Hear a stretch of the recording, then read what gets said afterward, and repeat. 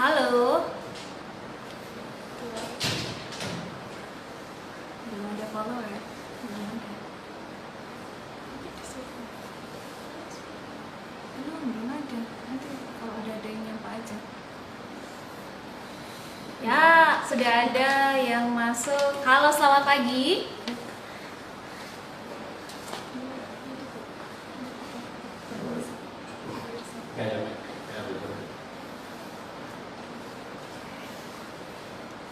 Halo, ya selamat pagi semuanya. Apa kabar? Sudah ada akun Belona, ada Foni, dan juga ada Desi. Terima kasih sudah bergabung di live Instagram SNA. Apa kabarnya? Saya harap semua yang ada di rumah dalam keadaan sehat. Amin. Tentunya yang sudah bergabung ini sudah siap mendengar diskusi yang pastinya menarik dan edukatif. Di diskusi kita pagi ini kita akan membahas tema penerapan program kehamilan serta investasi pendidikan di era new normal. Yang baru bergabung, terima kasih, selamat datang di live Instagram SNA. Sekali lagi saya sampaikan temanya adalah penerapan program kehamilan serta investasi pendidikan di era new normal. Berbicara mengenai investasi pada anak, pastinya setiap orang tua atau calon orang tua sudah mempersiapkan rencana bagi anak-anak mereka sejak lahir, bahkan setelah mereka menikah. Ada banyak hal yang dipersiapkan sebagai investasi. Salah satunya adalah investasi pendidikan. Dengan harapan dengan investasi pendidikan pada anak-anak ini akan mampu menemukan bakat atau potensi demi menggapai masa depan yang cemerlang tentunya.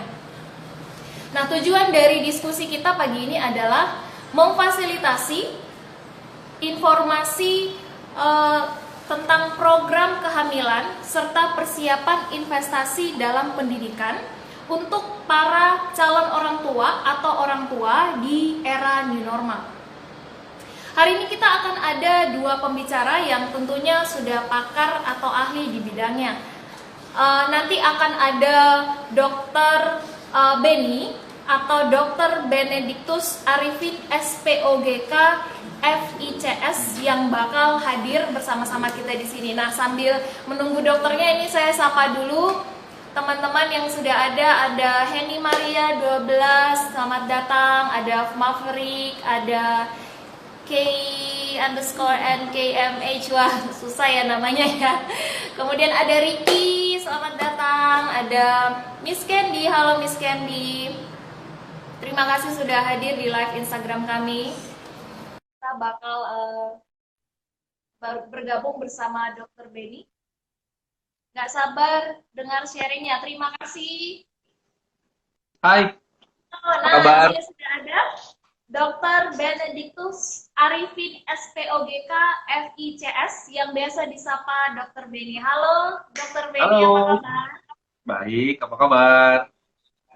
Baik juga kami di sini. Semoga sehat selalu ya Dr. Beni. Ya, Dan terima juga yang ada di kasih. rumah pasti sudah pengen tahu siapa sih Dr. Beni ini. Tapi saya akan menjelaskan secara general aja. Dr. Beni ini adalah fertility and IVF doctor, juga obgyn ya di Morula IVF Surabaya.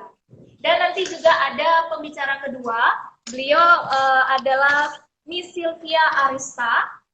Ini Miss Sylvia Arista, beliau adalah konselor. Selamat pagi Halo Miss semuanya. Sylvia. Ya, Miss Hai, Sylvia adalah konselor for high school atau untuk tingkat SMA. Beliau sudah berpengalaman kurang lebih 13 tahun di SMA. Beliau akan bekerja sebagai konselor. Beliau membantu khususnya anak-anak SMA yang mau melanjutkan studi mereka di luar negeri. Baik, pembicara kita kali ini yang pertama adalah Dr. Beni. Beliau akan memaparkan informasi terkait program kehamilan. Dan pembicara kedua tadi Miss Sylvia, beliau akan menjelaskan sedikit informasi tentang investasi pendidikan di era new normal. Baik, tak kenal maka tak sayang. Sebelum saya berikan waktu buat Dr. Beni untuk memaparkan informasi, ada beberapa latar belakang dan pengalaman yang akan saya bacakan atau CV dari Dr. Benny. Beliau banyak sekali ya rupanya pengalaman, dan ini sangat Semua nggak apa-apa. untuk untuk mendukung mendukung pekerjaan Pak Dr. Benny. Di sini beliau adalah lulusan S1 dari Fakultas Kedokteran Universitas Airlangga, kemudian S2 di Maastricht University, the Netherlands. Beliau juga mendapatkan professional education atau tersertifikasi di ASEAN Foundation Thailand, National Sexuality Resource Center San Francisco State University USA, Fakultas Kedokteran Universitas Brawijaya Malang, Intensive Course on Assisted Reproductive Technology atau IRSI, American Society for Reproductive Medicine atau ASRM, Assisted Reproductive Technology. Kemudian beliau juga diploma dari Universitas Klinikum/Holstein, Kiel, Germany. Beliau juga adalah subspecialization ya atau konsultan di social obstetric dan gynecology consultant di Brawijaya University. Dan saat ini beliau sedang menjalankan kuliah atau menyelesaikan program PhD program ya di Faculty of Health Medicine and Life Science di Maastricht University, the Netherlands.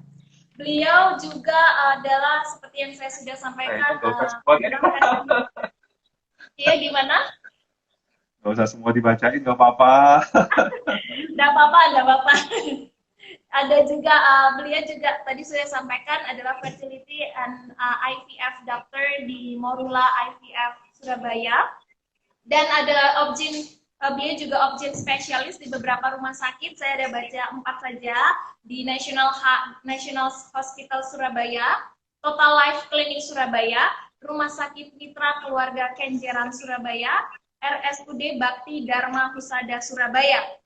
Dan yang paling menarik adalah beliau mendapatkan penghargaan dari penghargaan Tajuluddin, penghargaan untuk lulusan SPOG terbaik tingkat nasional oleh Kolegium Obstetri Ginekologi Indonesia. Wow. Dan beliau juga masuk dalam keanggotaan International and National Society. Ada beberapa keanggotaan yang diikutinya, ada di American Society for Reproductive Medicine, ASEAN Pacific Initiative on Reproduction, kemudian International College of Surgeons, International Society for Gynecologic Endoscopy, dan ada 4 keanggotaan lainnya. Baik, rupanya pengalaman ini sangat membantu Dr. Benny ya selama bekerja sebagai dokter obgyn ya di beberapa rumah sakit. Tak berlama-lama lagi, langsung saja waktu saya berikan kepada Dr. Benny. Silakan Dr. Benny untuk memaparkan informasi terkait program kehamilan. Oke, terima kasih. Memang kita tahu ya pada saat sekarang ini orang pada mikir-mikir nih, mau hamil nggak ya? Hamil apa enggak ya? Karena di masa pandemi tentu banyak hal yang harus dipertimbangkan. Apalagi kalau misalnya ini berhubungan dengan protokol kesehatan. Nah, yang kita bahas sekarang adalah perlu nggak sih atau penting nggak sih untuk hamil di masa pandemi, dan bagaimana yang kita lakukan kalau misalnya pasangan itu ingin hamil, gitu ya. Nah, sebenarnya kalau dari sisi pasangan suami istri yang masih muda, yang kemudian juga menikah belum lama, intinya dia tidak ada masalah fertility, pemerintah menyarankan melalui BKKBN untuk nggak hamil dulu, gitu kan, sampai pandemi selesai. Cuma masalahnya adalah bagaimana mereka yang masuk dalam kategori subfertil atau kurang subur atau infertil. Ini usia sudah beranjak dewasa, udah beranjak lebih tua, kemudian nggak hamil-hamil, ditambah lagi ditunda-tunda hamilnya dalam keadaan pandemi. Nah, ini yang mau kita bicarakan, gitu ya. Sebenarnya pasangan suami istri dikatakan bahwa mereka masuk dalam kategori infertile atau subfertile atau bahasa Indonesia kurang subur, itu kalau selama setahun pasangan suami istri sudah menikah dan kemudian dia berhubungan secara teratur setiap minggu minimal sekali. Jadi kalau dihitung kurang lebih setahun berapa kali itu? 52 kali. Ya, ada yang gitu nggak? Mas Yogi gitu nggak Mas Yogi? Ini ada IT saya nih, kayaknya nggak ada gitu ya. Apalagi saya nggak tahu pada saat pandemi ini mungkin udah lebih banyak lagi, nggak terhitung gitu, karena lebih banyak di rumah. By the way, kalau misalnya Anda masuk dalam kategori infertile atau subfertile tadi, artinya pasangan suami istri ini sudah menikah selama setahun, ya, dan kemudian belum berhasil hamil, tadi tanpa kontrasepsi ya. Jadi kalau pakai kondom, pakai pil itu nggak dihitung. Dan ini harus berhubungan teratur. Maka Anda masuk dalam kategori yang infertile tadi. Nah, kalau masuk dalam kategori infertile tadi, sebaiknya Anda mulai mencari bantuan begitu. Kenapa kok nggak hamil-hamil ya? Apa karena ada masalah dari wanita, apakah ada masalah dari pria, begitu ya. Dan ini apabila kita tunda terus sampai pandemi yang kita nggak tahu selesainya kapan, mungkin ketika pandemi selesai pun belum selesai juga proses untuk hamilnya, karena kita nggak tahu why I'm not getting pregnant yet, gitu ya. Nah, yang penting adalah ketika pasangan suami istri ini masuk dalam kategori tadi, Anda coba diskusi dengan dokter Anda, cari dokter yang mungkin kira-kira memang concern dengan masalah fertility ini, kemudian coba perhatikan apakah ada faktor yang berhubungan dengan masalah dari istri maupun dari suami. Saya ingin menampilkan sebuah graphics, sebenarnya ini grafik ini umum sekali, ya. Kalau kita lihat di sini, penyebab dari infertilitas itu macam-macam, ya. Cuman yang paling sering salah salah kaprahkan itu adalah bahwa penyebabnya paling sering adalah wanita, ya. Dikira yang perempuan nih. Padahal kita tahu bahwa persentase penyebab infertility pada wanita itu sama, 30% dengan nggak hamil-hamil doang, gitu ya. Juga kita harus berpikir apakah ada masalah nggak dengan sperma, karena dia memiliki presentasi yang hampir sama, gitu. Dan infertility kita bagi dua, yang kita sebut sebagai primary dan yang secondary. Tulisan saya memang saya buat jelek supaya nggak kebaca, tapi suaranya ya. Nah, primary ini yang sama sekali belum punya anak. Sedangkan yang secondary itu adalah mereka yang sudah punya anak satu atau dua gitu ya, dan ingin punya anak berikutnya susah gitu. Jadi kalau misalnya ada pasangan suami istri, anaknya sudah umur misalnya 4 tahun, 5 tahun, terus kemudian pingin hamil lagi, kok nggak hamil-hamil ya? Padahal dulu yang pertama gampang banget, sekali jadi gitu, atau menikah sebulan, 2 bulan langsung jadi. Sekarang kok nggak hamil-hamil? Nah itu Anda masuk dalam secondary infertility. Dan permasalahannya hampir sama, ternyata penyebabnya juga bukan berarti bahwa dulu bisa, sekarang nggak bisa, maka penyebabnya nggak hilang, atau penyebabnya berbeda, enggak. Ternyata memang benar.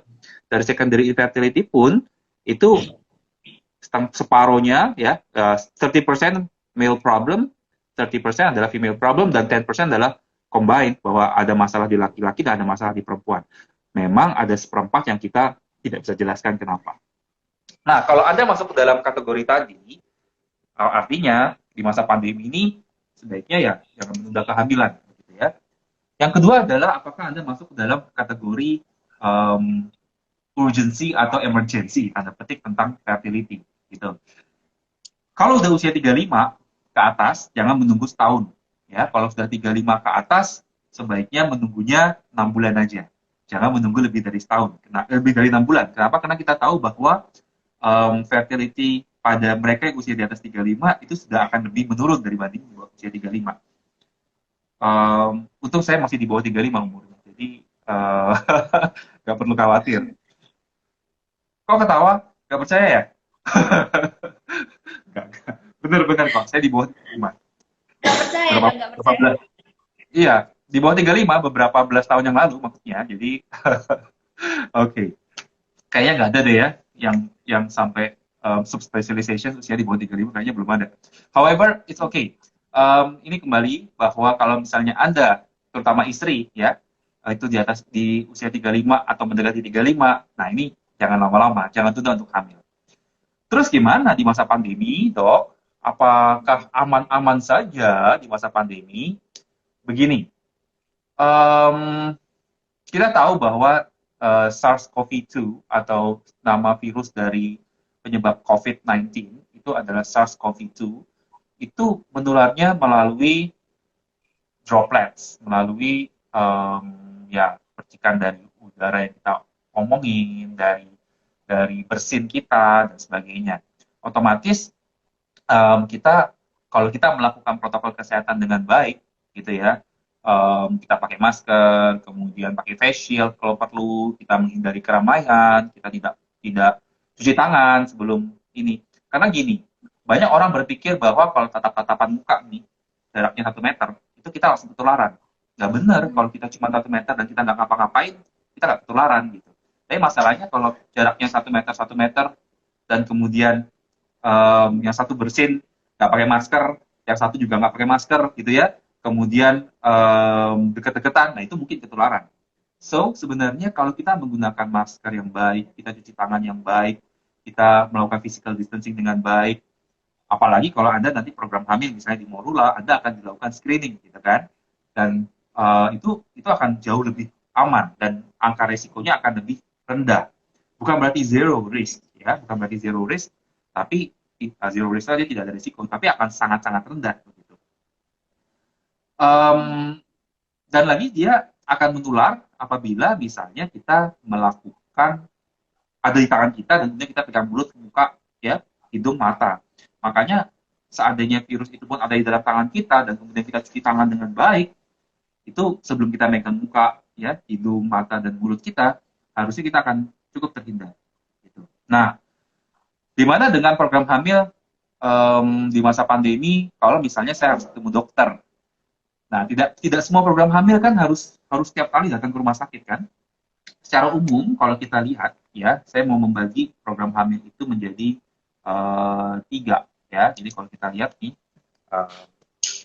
ini kita lagi di mana, di tempat praktek kita nih. Kalau yang ingin tahu Morula gimana, kamar kerja saya di Morula begini nih, ya. Tuh, itu ada Mas Yogi. Kelihatan ya. Jadi kita punya ultrasound di sini. Ya, nanti datangnya kapan? Datangnya pada hari kedua atau ketiga haid wanita, ya. Kalau pria datangnya kapan? Pria datang anytime boleh, gitu ya. Tapi sebaiknya kalau belum pernah sperm analysis, si suami datang setelah 3 sampai 7 hari sebelumnya tidak ngeluarin sperma, supaya kita bisa melakukan sperm analysis di sini, ya. Itu jadi itu Mas Yogi namanya, Mbak Nuni namanya. Jadi di sini akan ada protokol kesehatan yang membuat supaya Anda terhindari. Hampir semuanya di sini touchless, terus kayak lift kita touchless, kemudian ukur suhu kita juga nggak perlu deket-deketan begitu sampai takut kena tangan orang yang ukur gitu ya. Kemudian we have unlimited hand sanitizers ya. Jadi kalau misalnya dulu kekurangan hand sanitizer, di sini mau pakai hand sanitizer boleh, mau bawa botol terus dibawa pulang juga boleh, asal nggak ketahuan. Aman ya, terjamin aman ya dok ya. Iya, terus kemudian kita secara reguler di sini 2-3 minggu sekali itu dilakukan serological test, dan banyak hal yang bisa kita lakukan yang membuat Anda harusnya menjadi merasa lebih aman untuk datang ke Morula daripada misalnya saya ke supermarket misalnya ya, yang kita nggak tahu gimana orang-orang di sana. However, nggak usah takut untuk itu. Kalau memang Anda masuk dalam kategori yang harus melakukan program hamil karena segera harus hamil gitu ya, baik secara medis maupun secara non medis. Secara medis apa contohnya? Waduh, ini anak saya harus lahir di tahun babi nih. Oh, udah lewat ya tahun babi ya. Jadi kalau nggak gitu saya baru boleh hamil 10 tahun lagi. Nah, hal-hal seperti itu kan di luar medis tuh. Gitu, hal-hal seperti itu ya boleh lah, tapi itu di luar medis. Oke, saya mau menerangkan tentang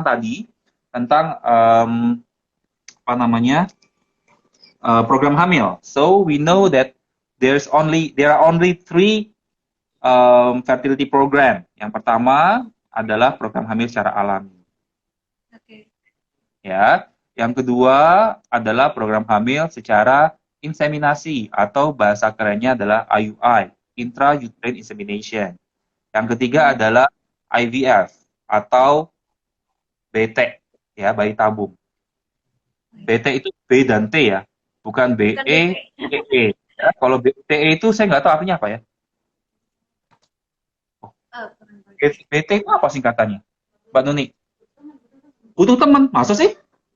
BT itu kan, saya benar-benar nggak tahu loh, BT itu artinya apa ya? Bukan, singkatan dari apa BT itu ya? Ada yang tahu? Yang tahu dapat hadiah gratis Wow. 1 siklus IVF. Bayar 1 siklus full sampai hamil, nggak bayar. Ya, bener ya? Iya, itu marketingnya tuh ketawa tuh. Iya katanya. Saya kan cuma nawarin, yang bayarin dia ntar. Pokoknya Waduh, waduh, guyon, waduh. guyon, guyon. Guyon, guyon. Tapi saya benar-benar nggak tahu loh. BT itu apa arti? Singkatan dari apa? Ayo. Kalau kalau bad mood BM bukan BT. Oke, kembali. Bayi tabung ya, guyonan. Jadi yang penting adalah kita tahu ada 3 program ini dan tiga-tiganya bisa kita lakukan di masa pandemi ini. Alami dengan cara gimana? Dengan cara pada saat hari semuanya ini ya, kita start pada day 2 or day 3 menstruations. Jadi ketika hari kedua atau ketiga haid, kontak morula atau kontak dokter yang akan Anda temui untuk ketemu, untuk janjian. Ya, hari pertama itu kapan? Hari pertama itu adalah ketika keluar darah merah pertama kali. Itu kita sebut sebagai day one. Kalau coklat jangan dihitung, ya. Kemudian kalau sudah baru hari kedua ketiga kita ketemu. Oke, ini saya nggak tahu nih. Udah ada banyak pertanyaan di sini. Saya jawab sekalian atau gimana ya? Boleh dok, Soalnya ini sebentar yang ya. masuk di sini nih kayaknya. Saya mau perbaiki dulu kameranya. Oke. Oh iya, kalau kelihatan saya kurang ganteng itu bukan salah saya, salah kamera itu. Ya, yang jelas kalau nggak pakai kamera ini rambut saya lebat. Pakai kamera ini rambut saya nggak ada. Jadi yang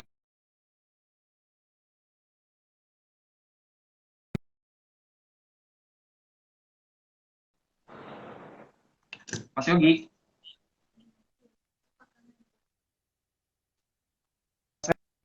Baik dok, ini mungkin kami coba scroll ya. Tadi pertanyaannya di beberapa menit setelah dokter bicara itu ada pertanyaan. Kami scroll dulu ya. Sebentar. ya benar silau, matikan lampunya Mas. Matikan lampunya, silau. Ini bukan saya loh, bukan saya loh. Ini karena kameranya. Saya udah bilang bahwa yang Oke, membuat baik. iya, kalau saya pakai kamera saya rambut saya lebat kayak kayak siapa tuh? Ini kameranya aja yang buat rambut saya jadi botak. Oh, kamera, iya ya, memang kameranya yang gitu. Salahin Kameranya yang kamera ya. salah. Salahin kamera. Oke, silakan mau apa ini? Mau tanya jawab langsung, saya jawab langsung atau gimana nih? Boleh, ini saya baca dulu pertanyaannya. Nanti Dokter Benny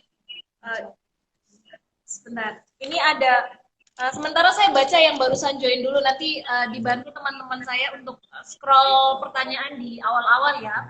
Untuk pertanyaan yang pertama itu saya usia 38, sudah punya 1 anak, usianya 7 tahun. Sekarang belum hamil lagi. Baiknya gimana ya, Dok? Itu Ya, dari baiknya Hasna @_Mira 13.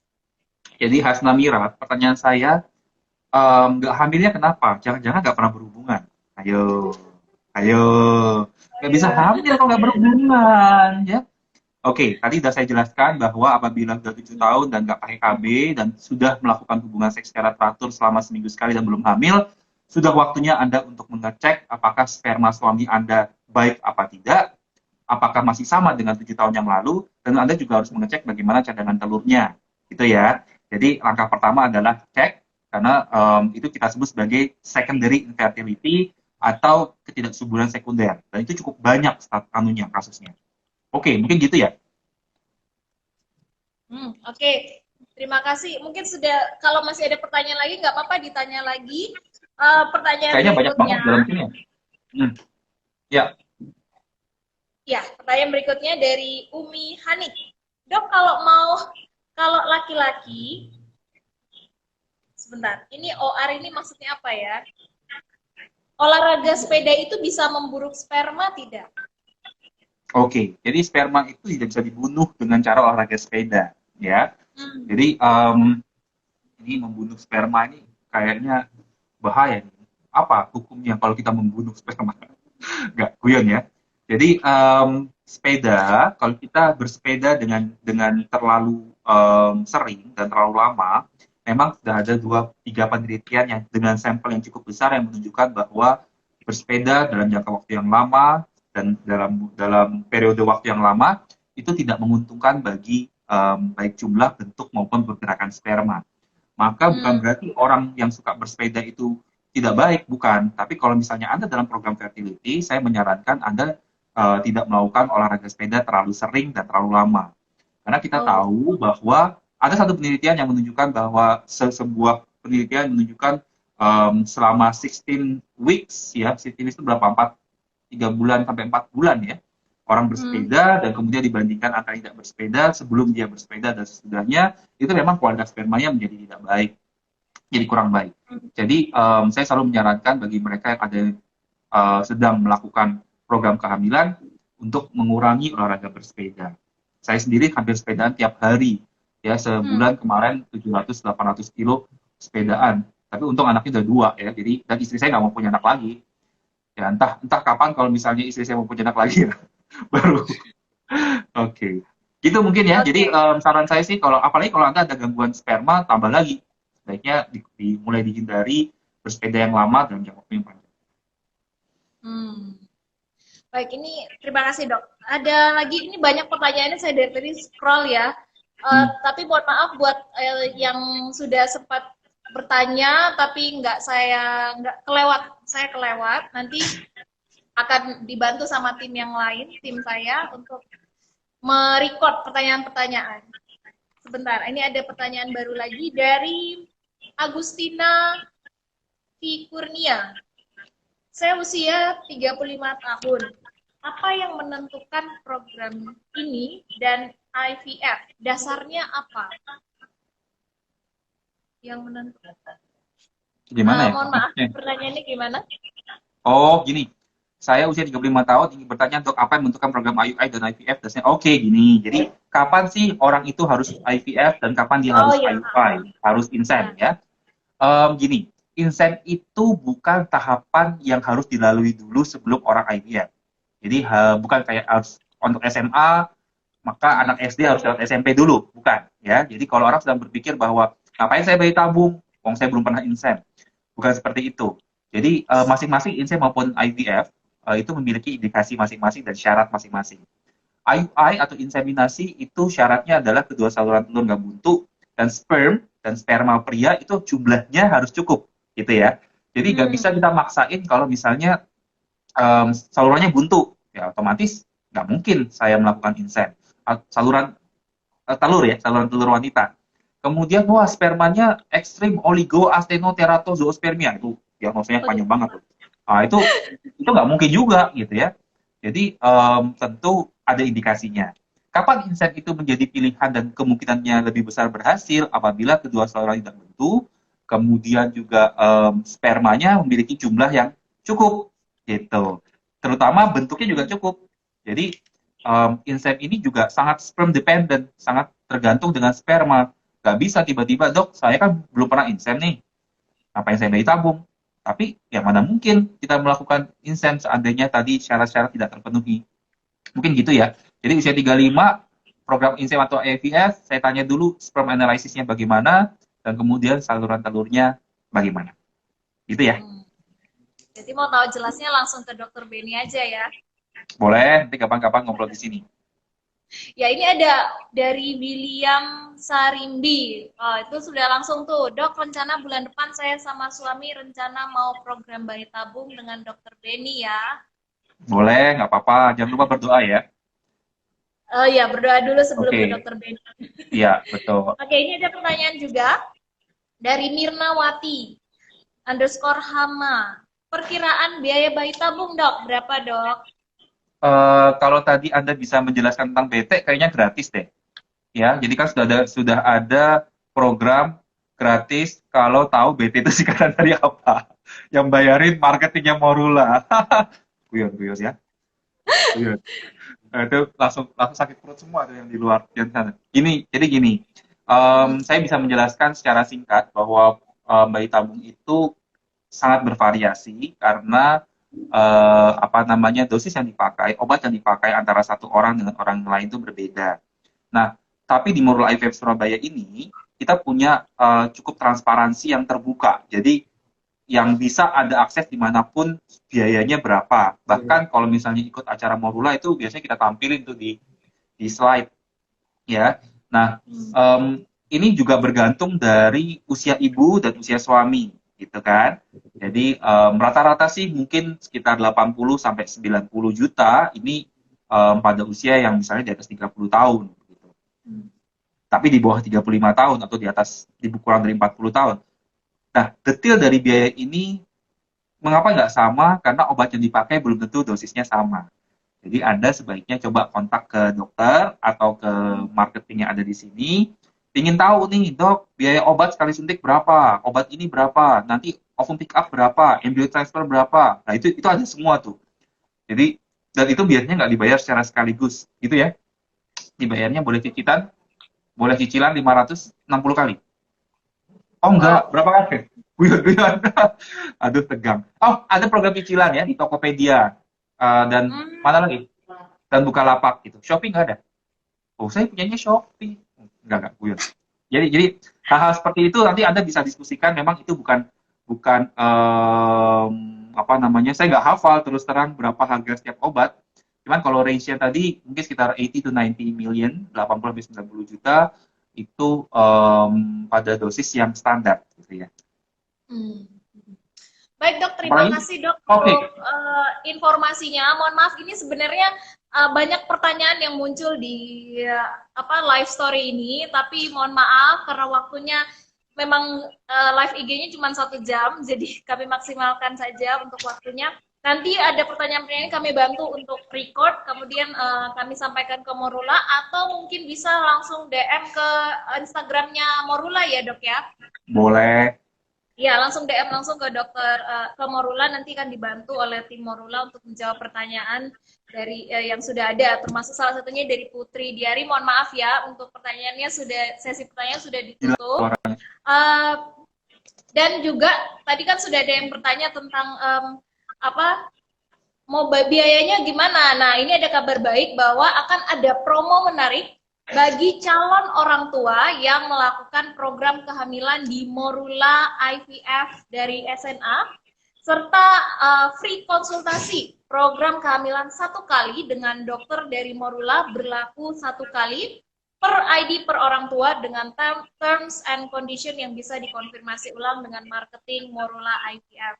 Dan juga yang paling menarik adalah ada giveaway yang akan kami berikan dari Singapore National Academy untuk peserta yang sudah tadi mengajukan pertanyaan di live IG kali ini. Terima kasih dokter untuk waktunya. Dokter Benny sudah memberikan informasi yang menarik dan juga edukatif bagi kita semua yang ada di live Instagram ini. Ini langsung Dokter Benny apa mau terus hadir bersama kami sampai akhir atau mungkin ada kesibukan lain Dokter Benny? Iya, nanti ada GM kita, Dokter Niko, yang akan menjelaskan mungkin tentang teknis tadi ya, teknis tentang biaya-biaya tadi dan cicilan-cicilan tadi. Saya lihat ada yang tanya cicilan-cicilan, tuh tanya aja tuh ke manajemen kita. Ini ada Dokter Niko yang nyambung. Saya mohon pamit dulu karena masih ada pasien di Morula juga yang belum terlayani. Nanti kesiangan mereka bete nanti. Walaupun saya nggak tahu bete itu singkatannya apa sampai sekarang. Jawabannya dok, bete itu belum. Apa tadi? Bosan. Ayo apa? Tenan. Wah, bosan tenan itu kan bahasa Jawa. Padahal orang Jakarta juga bilang bete. Ada lagunya kan, bete ada, tapi nggak tahu artinya. Ada lagu bete ya, jadi masa jadi nyanyi. Oke. Dokter, terima kasih untuk waktunya. Bye-bye. Luar biasa. Ya. Terima kasih. Selamat pagi.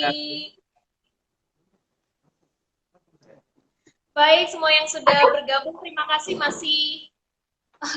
terima kasih sudah bersedia hadir bergabung di live Instagram dari awal sampai saat ini. Tapi jangan kemana-mana dulu karena masih ada satu pembicara yang tentunya akan memberikan informasi yang lebih menarik lagi, tentunya tentang investasi pendidikan. Langsung saja waktu diberikan kepada Miss Sylvia Arista. Baik, terima kasih Miss Mary. Selamat pagi lagi dan semoga semua dalam keadaan sehat selalu ya. Baik, pagi ini saya berkesempatan untuk berbagi dan berbicara mengenai topik kita yaitu investasi pendidikan di era new normal. Ada dua kata kunci dari topik yang akan kita bicarakan pagi ini. Yang pertama adalah era new normal. Jadi sekarang kita sudah menjalani kehidupan kita di era new normal setelah pandemi COVID-19 melanda seluruh dunia. Dan di era new normal ini kita juga sudah melihat bahwa semua orang dipaksa untuk bisa beradaptasi dengan perubahan yang terjadi begitu cepat akibat pandemi COVID-19 ini. Sehingga kita bisa kembali beraktivitas seperti biasa dan hidup berdampingan dengan COVID-19, tetapi tentunya dengan mengikuti protokol kesehatan seperti memakai masker, mencuci tangan, dan melakukan physical distancing. Kemudian kata kunci yang kedua adalah investasi. Di sini khususnya kita akan berbicara soal investasi di bidang pendidikan. Jadi kata investasi sendiri artinya adalah bahwa menanamkan aset atau dana untuk jangka waktu tertentu demi memperoleh imbal balik yang lebih besar di masa depan. Bila kita berbicara tentang investasi pendidikan, tentunya lebih penting dari jenis investasi lainnya. Mengapa? Sebab investasi tersebut melibatkan masa depan anak-anak kita. Bahkan sebelum masa pandemi terjadi, kita sebagai orang tua tentunya sangat berhati-hati dan mempunyai banyak pertimbangan dalam memilih sekolah yang baik ataupun yang paling tepat untuk anak-anak kita. Sejak pandemi terjadi, kita bisa melihat anak-anak kita harus menjalani perubahan cara pembelajaran. Dan biasanya mereka bisa berinteraksi langsung dengan para guru dan teman-teman di sekolah. Sekarang mereka harus belajar dari rumah saja. Belajar dari rumah saja ini pun bervariasi ya.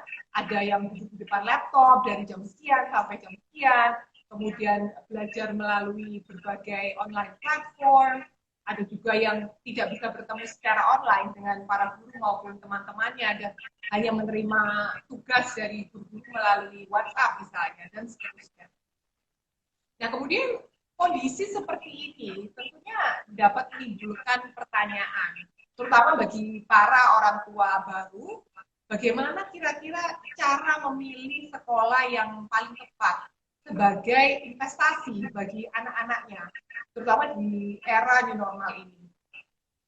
Satu hal yang perlu kita yakini terlebih dahulu bahwa masa pandemi ini tidak akan berlangsung selamanya ya, semoga.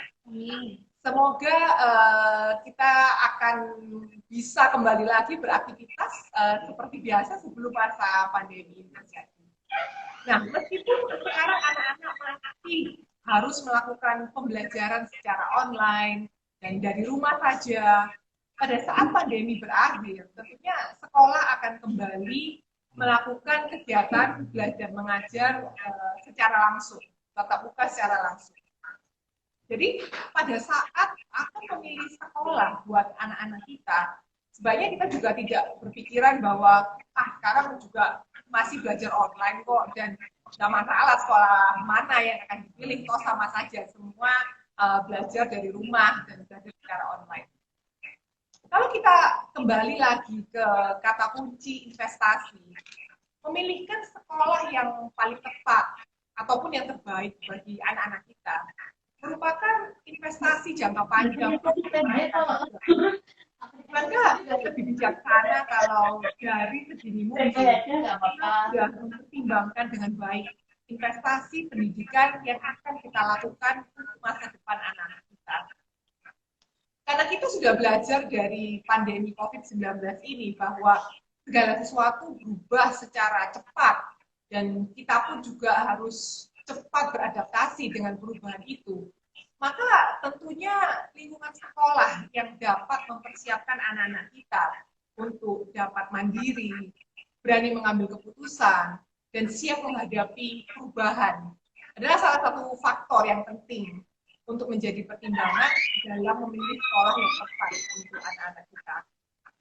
Selain itu, tentunya kita juga berharap ke depannya anak-anak kita mempunyai kemampuan bersosialisasi yang baik, tidak takut berada dalam lingkungan yang berbeda dengan latar belakang mereka, dan yang mana ini sebenarnya bisa membantu mereka di masa depan untuk dapat membangun network yang baik untuk mendukung aspirasi karir mereka di masa depan. Lalu kalau begitu bagaimana lingkungan sekolah yang dapat mempersiapkan anak-anak kita untuk menjadi individu-individu yang seperti itu? Nah, di sini saya mau berbagi sedikit tentang sekolah kami, yaitu Singapore National Academy, atau yang lebih akrab dikenal dengan SNA. SNA adalah salah satu sekolah yang mengadopsi kurikulum internasional di Sidoarjo. Filosofi kami adalah memberikan kesempatan belajar kepada anak-anak secara holistik. Karena kami percaya bahwa setiap anak itu istimewa dan mereka mempunyai bakatnya masing-masing. Apabila ada anak yang mungkin tidak berbakat di bidang akademis, tidak berarti bahwa anak tersebut tidak dapat sukses di masa depan, karena dia pasti mempunyai bakat di bidang yang lain. Sejak usia dini, yaitu di tingkat playgroup dan TK, kami sudah memberikan kesempatan bagi anak-anak untuk berinteraksi di lingkungan internasional dan menjadi pembelajar bilingual. Karena memang kami mengadopsi kurikulum internasional dan memang guru-guru kami adalah guru-guru yang berasal dari berbagai macam negara. Anak-anak kemudian juga diberikan kesempatan untuk berani mengutarakan pendapat mereka, dan mereka pun mempunyai hubungan yang dekat dengan guru-guru mereka. Sebab teacher-student ratio kami adalah 3 guru untuk kira-kira 20 siswa di dalam satu kelas. Nah, ini saya bicara khususnya untuk di level playgroup dan TK ya. Kemudian selama masa pembelajaran online ini yang membedakan pendekatan yang kami terapkan di dalam kelas adalah bahwa guru-guru SMA memastikan pembelajaran yang dilakukan ada unsur fun learning-nya, terutama untuk anak-anak di tingkat playgroup dan TK. Karena kita tahu bahwa anak-anak di usia dini tidak bisa duduk berjam-jam di depan laptop sambil mendengarkan gurunya berbicara.